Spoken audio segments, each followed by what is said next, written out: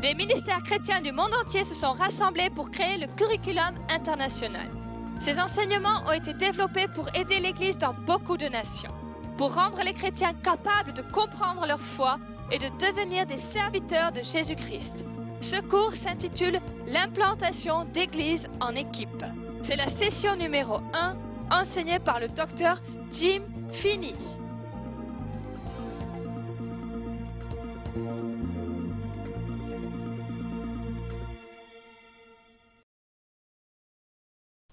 Extend my greetings to those of you watching these tapes in the nations of the world. J'envoie mes salutations à ceux d'entre vous qui regardez cet enregistrement dans les nations du monde. My name is Jim Feeney. Je m'appelle Jim Finney. I'm the founding pastor of Medford Christian Center in Medford, Oregon, USA. Et je suis le pasteur fondateur du centre chrétien Medford en Oregon aux USA. I've also had the privilege of planting a church in the area near New York City. J'ai aussi eu le privilège de planter une église près de New York. Prior to that, I was on staff at Abbott Loop Christian Center in Anchorage, Alaska. Et avant cela, je faisais partie de l'équipe pastorale du centre Abbott Loop en Alaska. My pastor there was my good friend Dick Benjamin. Mon pasteur là-bas, c'était mon bon ami Dick Benjamin. I worked with Brother Benjamin and assisted him in the training of future ministers. J'ai travaillé avec frère Benjamin et je l'ai aidé dans la formation des futurs ministères. From our church in Alaska, we were able, by the Lord's blessing, to send out many dozens of church planting teams. Depuis notre église en Alaska, nous avons été capables, par la bénédiction du Seigneur, d'envoyer des dizaines d'équipes planter des églises. What I'd like to share with you in this session is how to do that exactly. Ce que j'aimerais partager avec vous dans cette session, c'est comment faire cela. I'd like to share with you how your church can become a training center for ministers. J'aimerais vous partager comment votre église peut devenir un centre de formation pour les ministères. And also how your church can assemble teams and send them forth to plant churches in your nation. Et aussi comment votre église peut construire des équipes qui vont aller planter des églises dans d'autres nations. In this first session, I'd like to give an overview of church planting. Dans cette session-ci, j'aimerais vous donner une vue d'ensemble de l'implantation d'églises. Would you turn with me, please, to Genesis chapter 1, verse 12. Prenez avec moi, s'il vous plaît, Genèse chapitre 1, verset 12. This is the first chapter of the Bible, very important. C'est le premier chapitre de la Bible, c'est très important. Verse 12. Verset 12. The land produced vegetation, plants bearing seed according to their kinds, and trees bearing fruit with seed in it according to their kinds. La terre produisit de la verdure, de l'herbe portant de la semence selon son espèce, et des arbres donnant du fruit et ayant en eux leur semence selon leur espèce. This is a very important principle. C'est un principe très important. This principle helps us to understand how churches come into existence. Ce principe nous aide à comprendre comment une église vient à l'existence. If I plant an apple seed, the result is an apple tree. Si je plante une graine de pomme, le résultat, c'est un pommier. Orange trees produce oranges. Les orangers produisent des oranges. Sheep reproduce sheep. Les brebis reproduisent des brebis. Human beings produce other human beings. I have 4 children whom I love very much. Les êtres humains produisent des êtres humains. Moi, j'ai 4 enfants que j'aime vraiment beaucoup. But very important, churches reproduce churches. Mais ce qui est très important, les églises produisent des églises. Would you turn with me, please, to Proverbs chapter 11, verse 24. Prenez avec moi, s'il vous plaît, Proverbes chapitre 11, verset 24. Again, Proverbs 11:24, I'm reading in English from the King James Version, says, There is that scattereth, and yet increaseth, and there is that withholdeth more than is meet, but it tendeth to poverty. Il est dit, tel qui donne libéralement devient plus riche, et tel qui épargne à l'excès ne fait que s'appauvrir. The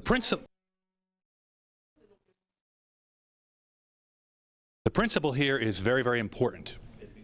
Le principe qu'on voit ici est très très important. The principle is the scattering of good seed.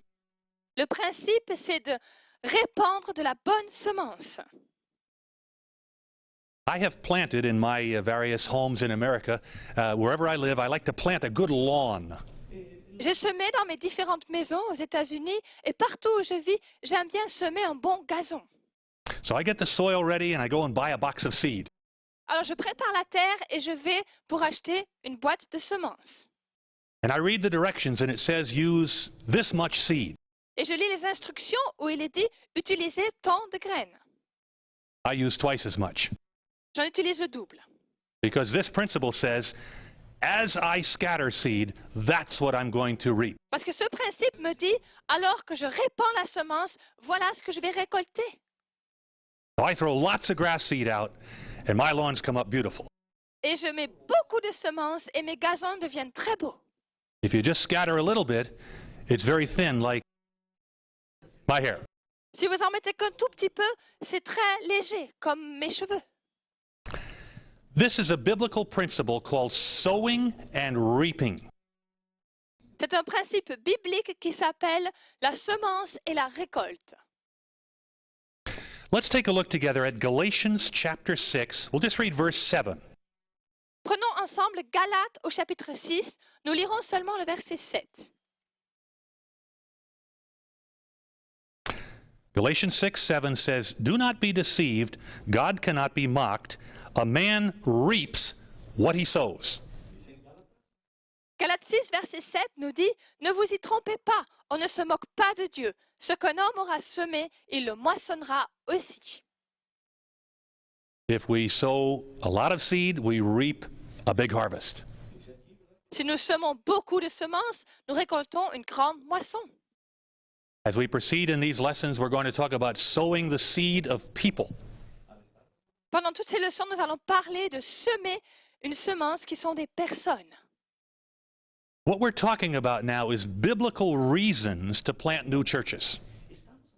Ce dont nous parlons maintenant, ce sont des raisons bibliques pour l'implantation de nouvelles églises. Let's look at Matthew 28, 19 and 20, the Great Commission. Regardons dans Matthieu 28, versets 19 et 20, la grande mission.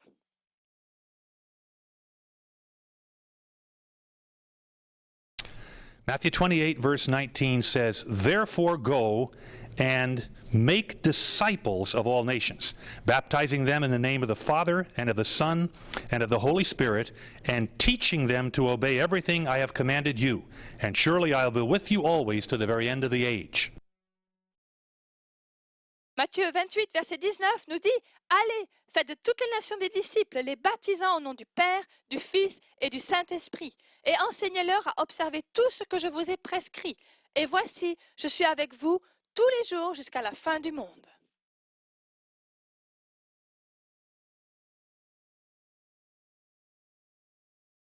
Jesus has called us to go and spread his gospel to all the nations.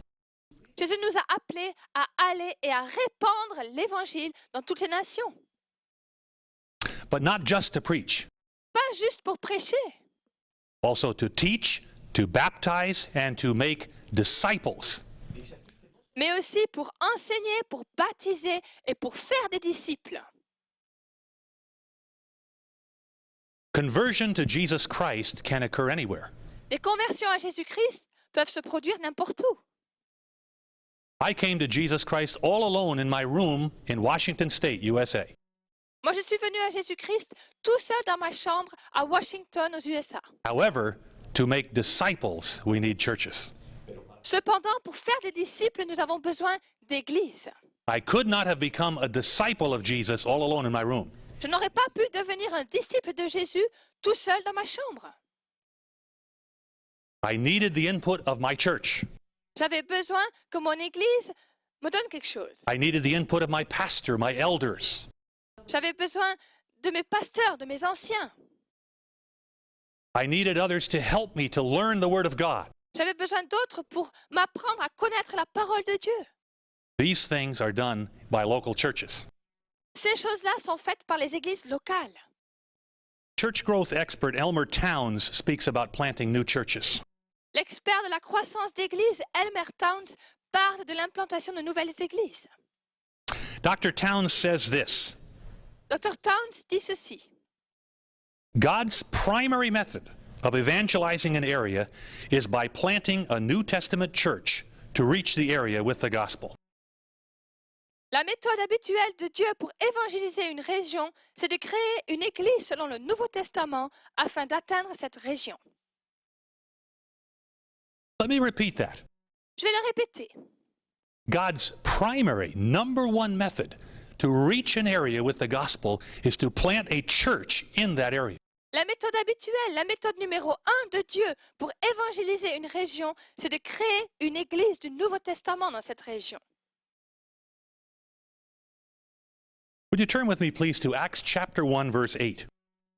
Prenez avec moi, s'il vous plaît, Actes chapitre 1 au verset 8. Acts 1:8 says, "You will receive power when the Holy Spirit comes on you, and you will be my witnesses in Jerusalem and in all Judea and Samaria and to the ends of the earth." Acte 1, verset 8 nous dit « Mais vous recevrez une puissance, le Saint-Esprit survenant sur vous, et vous serez mes témoins à Jérusalem, dans toute la Judée, dans la Samarie et jusqu'aux extrémités de la terre. » Jesus spoke that 2,000 years ago in Israel. Jésus a dit cela il y a 2000 ans en Israël. I came to Jesus Christ almost 2,000 years later in the state of Washington. Moi, je suis venu à Jésus-Christ à peu près 2000 ans plus tard dans l'État de Washington. How did that happen?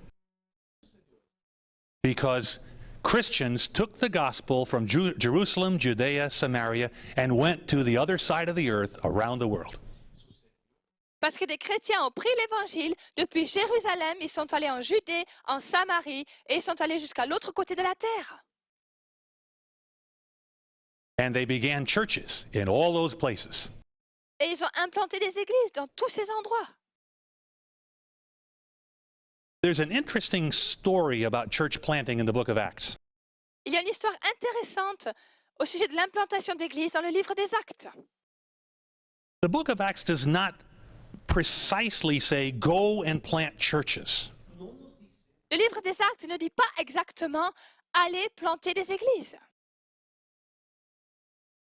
But Jesus had said in the Great Commission, go to all nations and make disciples. Mais Jésus avait dit dans la grande mission « allez dans toutes les nations et faites des disciples ». Here's how his apostles and later ones like the Apostle Paul implemented that. Et voici comment les apôtres et des apôtres plus tard, comme l'apôtre Paul, ont mis cela en pratique. They went forth in the power of the Holy Spirit. Ils sont allés dans la puissance du Saint-Esprit. They preached the gospel, they taught the gospel. Ils ont prêché l'Évangile, ils ont enseigné l'Évangile. And everywhere they went, churches sprang up. Et partout où ils sont allés, des églises sont nées. So the book of Acts does not expressly say, go and plant churches. Donc le livre des Actes ne dit pas expressément « allez planter des églises ». But as the apostles went, they planted churches. Mais les apôtres, en allant, ils plantaient des églises. They understood that in order to fulfill the command for discipleship, they needed churches. Ils comprenaient que pour accomplir l'ordre de faire des disciples, ils avaient besoin d'églises. Let me share now some practical reasons for planting new churches. Je vais maintenant partager quelques raisons pratiques pour lesquelles nous devons implanter de nouvelles églises. Number one, the need for new churches is very great. Premièrement, le besoin de nouvelles églises est très grand. In Europe alone, it is said that there are 250,000 towns and villages with no evangelical church. En Europe seulement, on dit qu'il y a 250 000 villages et villes qui n'ont pas d'église évangélique. Think of that. Pensez-y. 250,000 villages and towns with no witnessing church. 250 000 de villages et de villes qui n'ont pas d'église qui témoigne. So the need is great. Donc le besoin est grand. I planted a church in Medford, Oregon in 1989. J'ai planté une église à Medford, en Oregon, en 1989. First, I went down and visited a local pastor to learn about Medford. D'abord, je suis allée là-bas et j'ai visité un pasteur de là-bas pour apprendre à connaître Medford. I'll never forget his words to me. Je n'oublierai jamais ce qu'il m'a dit. He said, Jim, this town needs 25 more churches. Il a dit, Jim, cette ville a besoin de 25 églises de plus. And this is true in your nation. Et c'est vrai aussi dans votre nation. Your nation, my nation, they need millions of new churches. Votre nation, ma nation, elles ont besoin de millions de nouvelles églises. Here's another thought. Voici une autre pensée. Research in America shows that newer, smaller churches are more effective evangelistically. Des recherches aux États-Unis nous montrent que des églises nouvelles et plus petites sont plus efficaces dans l'évangélisation. This is not always true. Ce n'est pas toujours vrai. The church that I was involved in Anchorage, Alaska, was a very large church. L'église dans laquelle j'étais à Anchorage, en Alaska, était une très grande église. And we were very evangelistic. Et nous évangélisions beaucoup. And we planted many dozens of churches. Et nous avons planté des dizaines d'églises. However, in the United States of America, usually the most evangelistic churches are newer churches, smaller churches. Cependant, aux États-Unis d'Amérique, en général, les églises qui évangélisent le plus sont les églises nouvelles et petites. Now, think of the numbers I'm going to share in a moment. Pensez maintenant au nombre que je vais vous partager. In our world today, there are billions of men and women and children who don't know Jesus. Dans notre monde aujourd'hui, il y a des milliards d'hommes et de femmes et d'enfants qui ne connaissent pas Jésus. Wouldn't it be wonderful to see 1 billion people saved in the next 10 years? Ne serait-ce pas merveilleux de voir 1 milliard de personnes sauvées dans les 10 années à venir? But think about this. Mais pensez à ceci. What would we do with those billion new converts? Que ferions-nous avec ce milliard de nouveaux convertis? We would need at least 1 million new churches. Nous aurions besoin d'au moins 1 million de nouvelles églises. If we had 1 million new churches with 1,000 people in each one, that would cover 1 billion. Si nous avions 1 million d'églises, avec dans chaque église 1000 personnes, ça couvrirait le 1 milliard de nouveaux convertis. In the US and Canada, there are about 330,000 churches. Aux États-Unis et au Canada, il y a à peu près 330 000 églises. We need twice that many. Nous avons besoin du double. I don't know the numbers in your various nations, Je ne connais pas les nombres dans votre nation, but you're like us. mais vous êtes comme nous. You and we need more churches. Vous et moi, nous avons besoin de plus d'églises. In the Old Testament, it says God sets the solitary into families. Dans l'Ancien Testament, il est dit que Dieu place le solitaire dans une famille. In many nations of the world, there are people coming to Jesus Christ, Dans beaucoup de nations du monde, il y a des personnes qui viennent à Jésus-Christ. and yet they look around and they find themselves all alone. Et pourtant, elles regardent autour d'elles et elles sont toutes seules. No church family to bring them in. Pas d'église, pas de famille pour les prendre. No church family to make them disciples. Pas de famille, d'église en famille pour faire d'eux des disciples. The need is great. Le besoin est grand. Dr. Peter Wagner of Fuller Seminary says some things about this.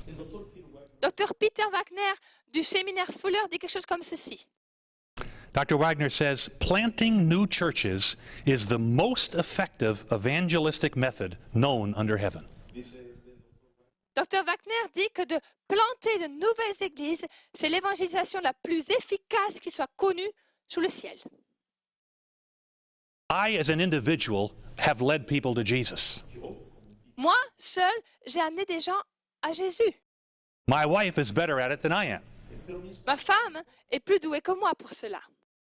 Over 25 years ago, she led me to Jesus. Il y a à peu près 25 ans, elle m'a conduit moi à Jésus. So I can witness for Jesus Christ. Donc je peux témoigner pour Jésus-Christ. But my wife and I witness better for Jesus Christ. Mais ma femme et moi, nous témoignons mieux pour Jésus-Christ. And my wife and I and the other saints of the church do a much better job. Et ma femme et moi et les autres personnes de l'Église font un travail encore beaucoup meilleur.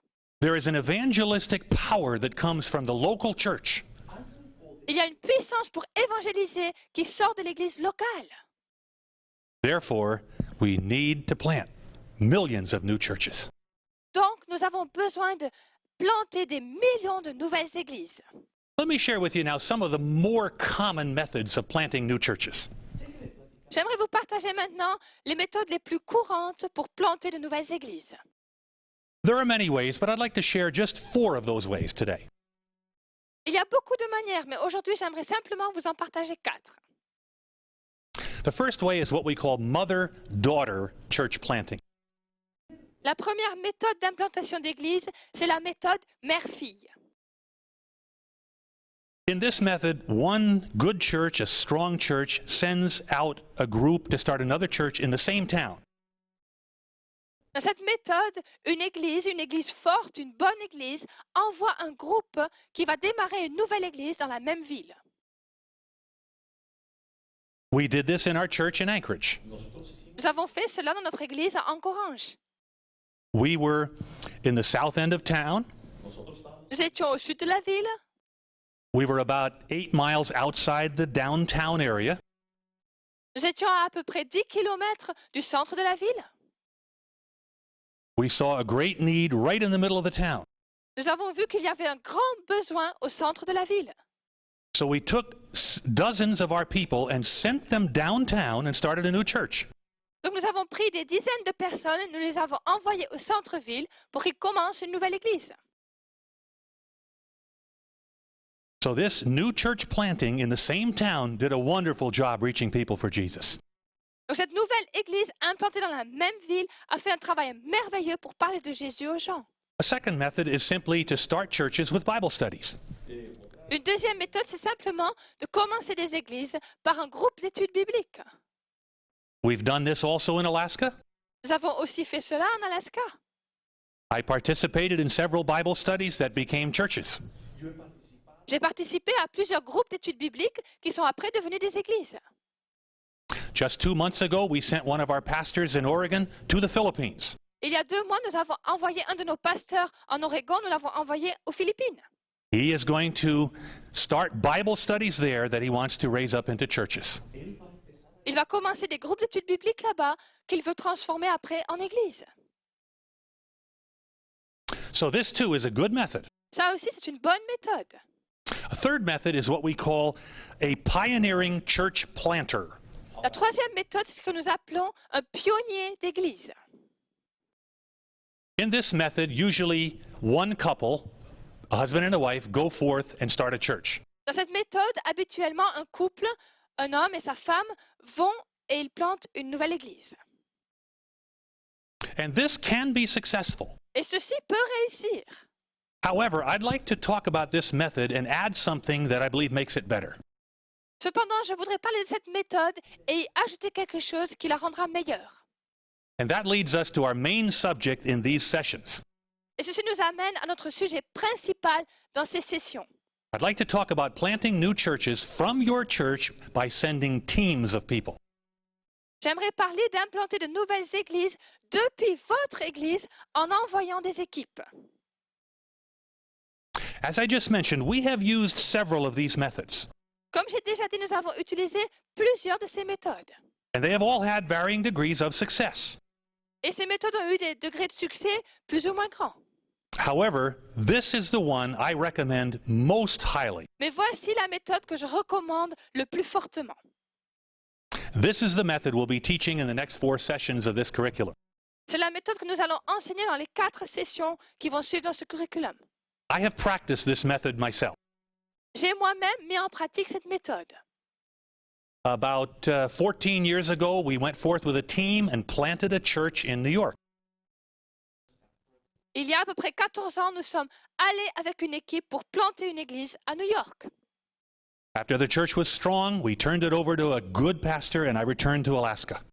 Une fois que l'église était forte, nous l'avons remise à un bon pasteur et nous sommes retournés en Alaska. Then 6 years ago, I took another team from Alaska to Oregon. Et puis, il y a 6 ans, depuis l'Alaska, j'ai pris une autre équipe pour aller en Oregon. I thank God I did not have to go alone. Je remercie Dieu que je n'ai pas eu besoin d'y aller seul. I'd be willing to go alone. J'aurais été prêt à y aller seul. But God has shown us that this team method works. Mais Dieu nous a montré que cette méthode d'équipe, ça marche. And I want to share with you, church leaders, Et j'aimerais vous partager, vous qui conduisez des églises.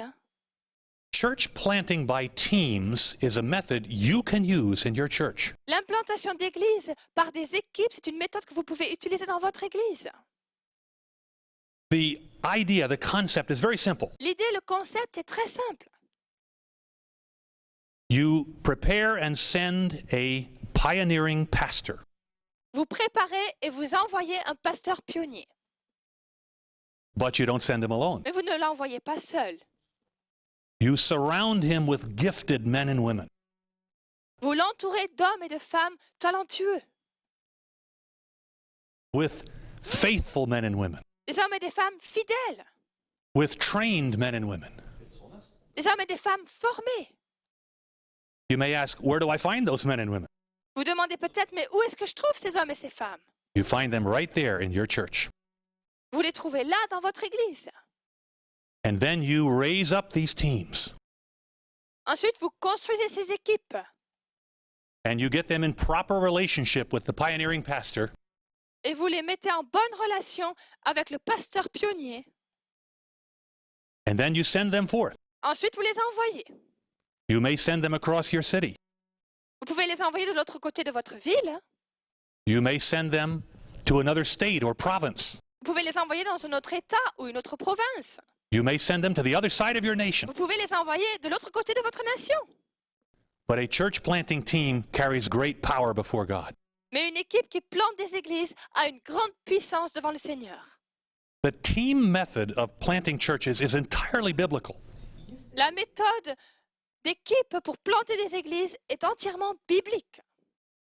I won't turn to these verses, but let me just make reference to them. Je ne vais pas rechercher ces versets, mais j'aimerais simplement les citer.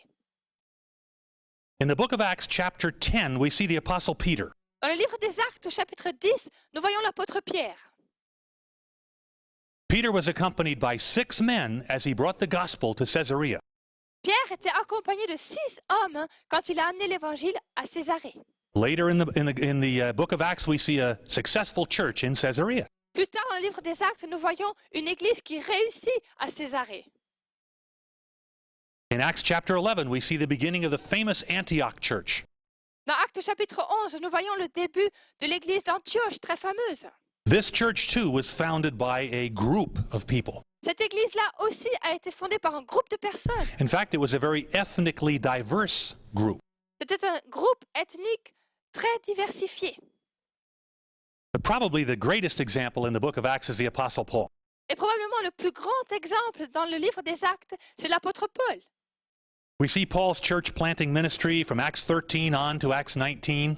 Nous voyons le ministère d'implantation d'église de Paul de Acte 13 jusqu'à Acte 19. And in those chapters, we see the Apostle Paul consistently going forth with teams of people and planting churches. Et dans ces chapitres, nous voyons l'apôtre Paul qui va de manière consistante à l'avant avec des équipes pour planter des églises. We see Paul and Silas. Nous voyons Paul et Silas, Paul et Timothée, Paul, Silas, and Timothy. Paul, Silas et Timothée. We see one place where it just says Paul and his company. Nous voyons un autre endroit où c'est simplement dit Paul et son groupe. The Apostle Paul understood the need for gifted men and women to be with him. L'apôtre Paul avait compris qu'il avait besoin que des hommes et des femmes talentueux soient autour de lui. I'd like to share now in our closing minutes some things that are very personal. Et dans les dernières minutes, j'aimerais vous partager certaines choses qui sont très personnelles. I was saved. I came to Jesus Christ in 1969. J'étais sauvé, je suis venu à Jésus-Christ en 1969. 2 years later, I got out of the United States Air Force after serving 4 years. 2 ans après, j'ai quitté l'armée de l'air après y avoir servi pendant 4 ans. I moved back to Alaska. Je suis retournée en Alaska. I continued the courtship of my wife. J'ai continué à fréquenter ma femme. I was successful. Ça a marché. We're now happily married 23 years. Ça fait maintenant 23 ans que nous sommes mariés et heureux. We have 4 wonderful children, all of whom love Jesus. Nous avons 4 merveilleux enfants qui aiment tous Jésus. But a wonderful thing happened when I returned to Alaska. Mais une chose merveilleuse est arrivée quand je suis revenue en Alaska. My wife brought me to church. Ma femme m'a amenée à l'église. I met a wonderful man named Pastor Dick Benjamin. J'ai rencontré un homme merveilleux du nom de pasteur Dick Benjamin. I got very much involved in that church. Je me suis beaucoup impliquée dans cette église. The church I pastor in Oregon was started from that church by a team. L'église dont je suis le pasteur en Oregon a été démarrée par une équipe qui est venue de cette église-là.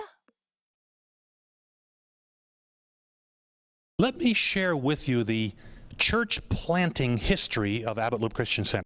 J'aimerais vous partager comment Abbott Loop Christian Center a été implanté. Abbott Loop Christian Center, I should say, is now called Abbott Loop Community Church. Abbott Loop Christian Center s'appelle maintenant Abbott Loop Communauté.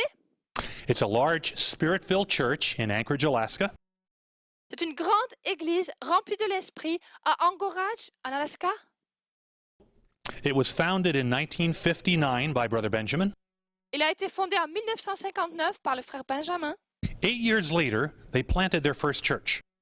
8 ans après, ils ont planté leur première église. Pastor Benjamin took a group of 22 people, Pasteur Benjamin a pris un groupe de 22 personnes.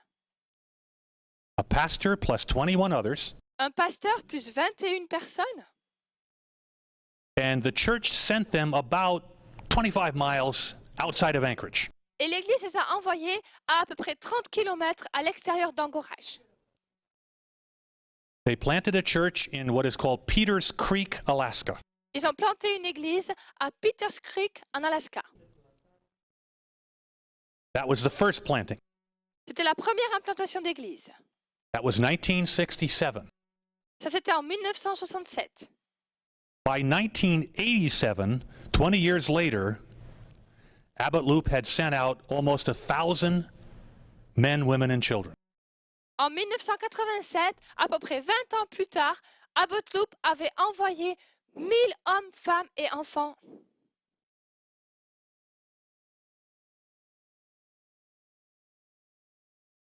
Let me repeat that. Je vais répéter cela. Brother Benjamin was willing to send his best Christians out. Frère Benjamin était prêt à envoyer en mission ses meilleurs chrétiens. I appeal now to you church leaders. Je m'adresse maintenant à vous, conducteurs d'église. Please hear this right from my heart, and I believe from the heart of God. S'il vous plaît, écoutez ceci. Ça vient de mon cœur et je crois que ça vient du cœur de Dieu. Jesus spoke about scattering good seed. Jésus a parlé de répandre de la bonne semence. Brother Benjamin learned this principle. Frère Benjamin a appris ce principe. He applied this principle. Il a mis en pratique ce principe. He looked for men and women of commitment and dedication to Jesus. Il cherchait des hommes et des femmes qui étaient consacrés et engagés envers Jésus. He trained these people. Il a formé ces personnes. He loved these men and women. Il a aimé ces hommes et ces femmes. But he loved God enough to send them out. Mais il aimait Dieu assez pour pouvoir les envoyer. In 20 years, 1,000 people were sent forth. En 20 ans, 1000 personnes ont été envoyées. They worked with their team leading ministers to plant dozens of churches in America. Ils ont travaillé avec les leaders de leur équipe pour planter des dizaines d'églises en Amérique. Some of those churches have planted new churches. Certaines de ces églises ont planté des nouvelles églises.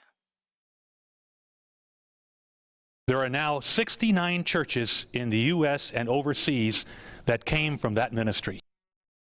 Il y a maintenant 69 églises aux États-Unis et outre-mer qui sont sorties de ce ministère-là. Most of those 69 were sent from Alaska. La plupart de ces 69 ont été envoyés depuis l'Alaska. But many of those churches reproduce themselves again. Mais beaucoup de ces églises se sont reproduites elles-mêmes. You don't have to be a big church to plant another church. Vous n'avez pas besoin d'être une grande église pour planter une nouvelle église. The church in Anchorage had fewer than 200 people when they planted their first church. L'église d'Anchorage avait moins de 200 membres quand elle a planté cette nouvelle église. It does not require great numbers. Il n'y a pas besoin de grands nombres. It simply requires understanding the heart of God to sow seed. Mais il faut simplement comprendre le cœur de Dieu pour semer de la semence. So this is an introduction to where we're going to go in the next 4 sessions. Donc ceci est une introduction à ce dont nous allons parler dans les 4 sessions à venir. I will be sharing with you proven methods to plant new churches. Je vous partagerai des méthodes éprouvées pour planter de nouvelles églises. I especially want to help you to understand 2 very important truths. J'aimerais surtout vous aider à comprendre 2 vérités très importantes. Number 1, your church can become a school of ministry. Premièrement, votre église peut devenir une école du ministère. You don't need 500 people to become a school of ministry. Vous n'avez pas besoin de 500 membres pour devenir une école du ministère. You just need leadership willing to do this and people willing to be taught. Vous avez simplement besoin de conducteurs, de leaders prêts à faire ceci et de personnes prêtes à être enseignées. So brothers, sisters, in the nations of the world, number 1, you can train ministers in your church. Donc frères, sœurs, dans les nations du monde, vous pouvez former des ministères dans votre église. And number 2, churches of any size can plant new churches. Et deuxièmement, des églises de toute taille peuvent planter de nouvelles églises. And I'll share with you in the next 4 sessions how your church can become a church planting center. Et je vous partagerai dans les 4 sessions à venir comment votre église peut devenir un centre d'implantation d'église. God bless you, and I look forward to talking to you in the next session. Que Dieu vous bénisse et je me réjouis de vous parler dans la session suivante.